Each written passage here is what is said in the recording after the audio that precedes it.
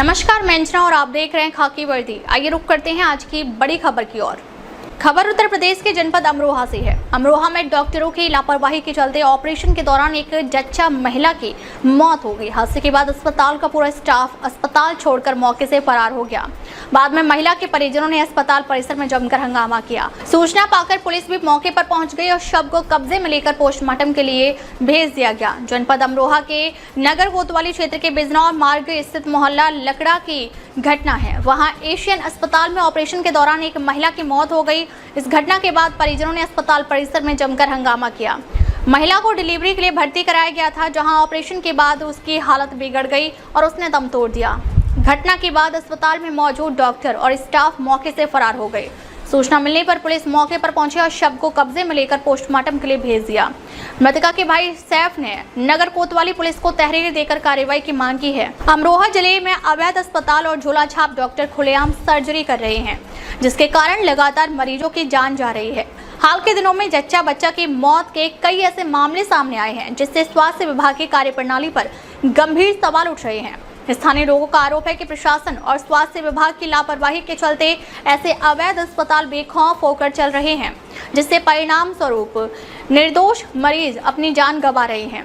ऐसा ही मामला हसनपुर में भी सामने आया है। झोलाछाप डॉक्टरों के अस्पतालों में लगने के बाद भी ऑपरेशन लगातार किए जा रहे हैं, जिसकी सारी जिम्मेदारी स्वास्थ्य विभाग को दी जा रही है। देसी स्वास्थ्य विभाग किसी भी झोलाछाप डॉक्टर पर कार्रवाई करने से कतरा रहे हैं। झोलाछाप डॉक्टर ने किया ऑपरेशन, जच्चा बच्चा की मौत से हड़कंप। मुझे अभी अपने किसी व्यक्ति से मालूम पड़ा कि कोई एशियन हेल्थ केयर सेंटर है लकड़ा चौराहे के पास में, उसमें रात हंगामा हुआ है। उसकी रिपोर्ट भी हुई है, उस पर पूरी तरह से कार्रवाई की जाएगी।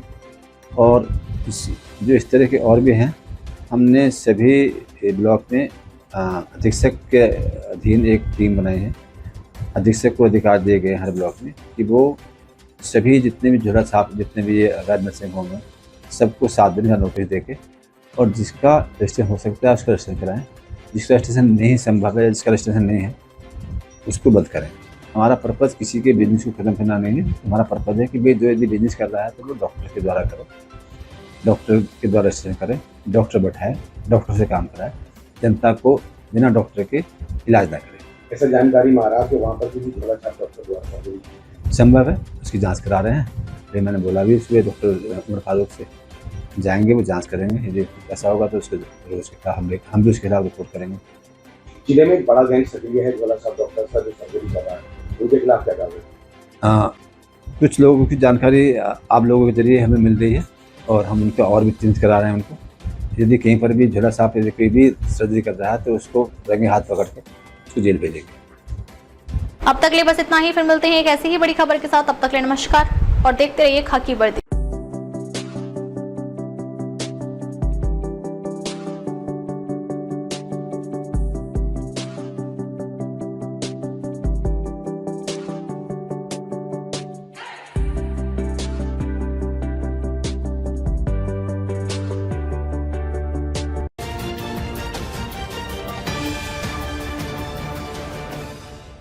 नमस्कार, मैं अंजना और आप देख रहे हैं खाकी वर्दी। आइए रुक करते हैं आज की बड़ी खबर की ओर।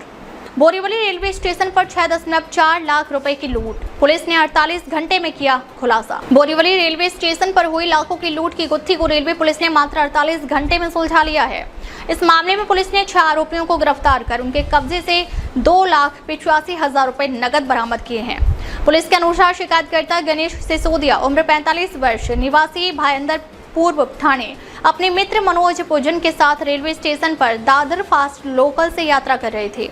इसी दौरान आरोपी अमजद और उसके साथियों ने उन्हें चकमा देकर 6,40,000 रुपए लूट लिए। घटना के बाद यात्रियों में दहशत का माहौल फैल गया था। रेलवे पुलिस ने वरिष्ठ अधिकारियों के मार्गदर्शन में विशेष टीम गठित कर सीसीटीवी फुटेज और तकनीकी जांच की मदद से आरोपियों का पता लगाया। जांच में सामने आया कि इस संगठित गिरोह ने योजनाबद्ध तरीके से घटना को अंजाम दिया था। गिरफ्तार आरोपियों के नाम है अहमद शेख, उम्र 32 वर्ष, मंगलराज राय, उम्र 28 वर्ष, तानाजी माने, उम्र 30 वर्ष, राजू शेख, उम्र 26 वर्ष, कृष्णा कांजोड़कर उम्र 40 वर्ष और सुरेश कुलकर्णी उम्र 56 वर्ष। सभी आरोपी मुंबई और थाने के रहने वाले बताए जा रहे हैं। पुलिस ने आरोपियों के पास से 2,85,000 रुपए नकद और वारदात में इस्तेमाल किए गए मोबाइल फोन जब्त किए हैं। अधिकारियों का कहना है कि आरोपी मोबाइल वॉलेट और ऑनलाइन प्लेटफॉर्म के जरिए रकम को ठिकाने लगाने की कोशिश कर रहे थे। इस त्वरित कार्रवाई की सराहना करते हुए रेलवे यात्रियों ने राहत की सांस ली है। पुलिस का कहना है कि शेष रकम की बरामदगी के लिए जांच तेज कर दी गई है और गिरोह से जुड़े अन्य लोगों की तलाश जारी है। कुछ लोगों को गिरफ्तार किया है, कैसे गिरफ्तारी हुई है विस्तार में बताइए। बोरिवली रेलवे पुलिस स्टेशन गुरा क्रमांक 855/25 कलम 310 BNS 35 के तहत एक गुना दर्ज हुआ था, जिसमें के जो फिरियादी है उनको उसमें से जो आरोपी पकड़े हमने उसने एक झांसा दे के बुलाया था कि मेरे पास 2000 के नोट है और वो मुझे एक्सचेंज करवाने हैं। तो इसमें से जो फिरियादी है वो अपने 6 लाख रुपए उसको देने के लिए आए थे। तो इसमें से जो आरोपी था उसने अपने साथ एक 4-5 लोगों को एक करके 11 तारीख को शाम 4 बजे बोरिवली रेलवे स्टेशन प्लाट क्रमांक 1 जो चर्चगेट साइड का ब्रिज है उधर बुला के उनके पास जो पैसा था वो ज़बरदस्ती छीनने का प्रयत्न किया। उसके साथ में 4-5 लोग थे। उन्होंने फिरियादी के बैग को छीना, फाड़ा और उसमें से 4.5 लाख रुपए ज़बरदस्ती चोरी करके लेके गए थे। ये जब गुना दर्ज हुआ तो माननीय CP सर और हमारे DCP मैम ने ये गुना डिटेक्ट करने के बारे में हमको आदेशित किया था। उसी हिसाब से हमने सब CCTV और तांत्रिक विश्लेषण करके इसमें से जो आरोपी थे, जो 3 आरोपी जो हमने CCTV देखा तो उनका अभिलेख रिकॉर्ड हमारे पास था। उसी हिसाब से हमने उनको आरोपी को CCTV थ्रू और उनके मोबाइल लोकेशन थ्रू पे पकड़ा और उनमें से जो चोरी हुए 4.5 लाख रुपए थे उनमें से 2,87,000 रुपीज़ बरामद किए गए और 6 लोगों की गिरफ्तारी हुई है इसमें। और उसमें दरोड़ा का भी कलम बढ़ाया हमने। रॉबरी थी, पहले रॉबरी दाखिल की थी, फिर दरोड़ा कह के उसमें 310 का कलम लगाया। अभी वो सब आरोपी को पकड़ा है, अभी वो सब न्यायालयीन कस्टडी में है। जानकारी है सामने कि रॉबरी के दौरान पूरा फिल्मी स्टाइल में रेलवे प्लेटफॉर्म पे दौड़ा कर शिकायतकर्ता को पकड़ा गया। उसके बाद रेलवे की बोगी में घुस गए, उसके बाद भी दौड़ा गया, फिर वहाँ नोट फट गए, इस तरह की जानकारी है। हाँ बराबर है। जब इसमें से फिरियादी जो है वो 6 लाख रुपए अपने पास से लेके आए थे और जिसको इन्होंने बुलाया था कि मेरे पास 2000 के नोट है, जो आरोपी इसमें इसका मेन आरोपी जो मंचेकर कह है उसने फिरियादी को बोला था कि मेरे पास 2000 के 350 नोट है और वो मैं एक्सचेंज करने वाला हूँ। तो उनका कमीशन तय हुआ था और उसको जब बुलाया था Borivali railway station plot number 1 Churchgate के साइड ब्रिज में, जब उन्होंने उनसे जब तहकीकात की तो वो 6 लाख रुपए लेके आया है। ऐसे जब उनका गारंटी हुआ तो उसने अपने साथ में जो लेके आया था 4-5 लड़के उनको उसने साइड में खड़ा किया था। जब उसने उसको सिग्नल दिया कि इसके पास पैसा है तो सब लोग उसके पीछे ले गए और जब फिरियादी को लगा कि कुछ अलग ही मैटर हो रहा है तो वो भी भागने लगा। तो उसके पीछे भागते भागते वो लोग प्लेटफॉर्म नंबर 1 पे आ गए। उधर जो एक ट्रेन खड़ी थी उसमें वो चढ़ गए फिरियादी, तो उसके पीछे वो चढ़ गए और उधर उनकी ट्रेन में हाथापाई वगैरह हो गई, उसमें बैग छीना-छीनी हो गई।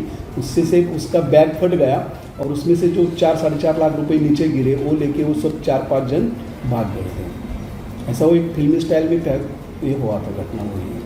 सर इस घटना में जो आरोपी है क्या वह 2000 नोट जो बदलने की बात कर रहा था नोट लेकर आया था इस दौरान?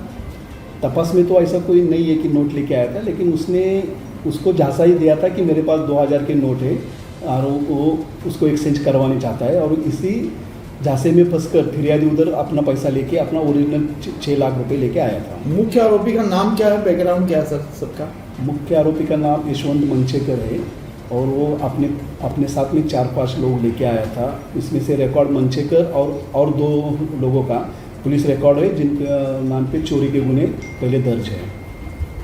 अब तक ले बस इतना ही, फिर मिलते हैं एक ऐसी ही बड़ी खबर के साथ। तब तक ले नमस्कार और देखते रहिए खाकी वर्दी।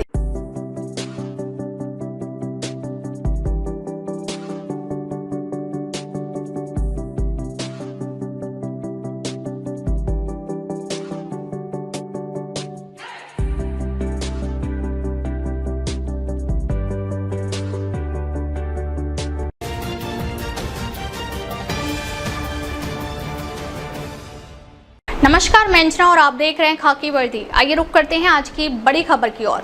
मंत्री भरत गोगावले के मतदार संघ में सुनील टटकरे के साथ समीक्षा बैठक, अधिकारियों से रुके हुए कार्यों का लिया जायजा। राष्ट्रवादी कांग्रेस पार्टी के सांसद सुनील टटकरे ने आज मंत्री भरत गोगावले के विधानसभा क्षेत्र पौलादपुर में विकास कार्यों की समीक्षा बैठक की।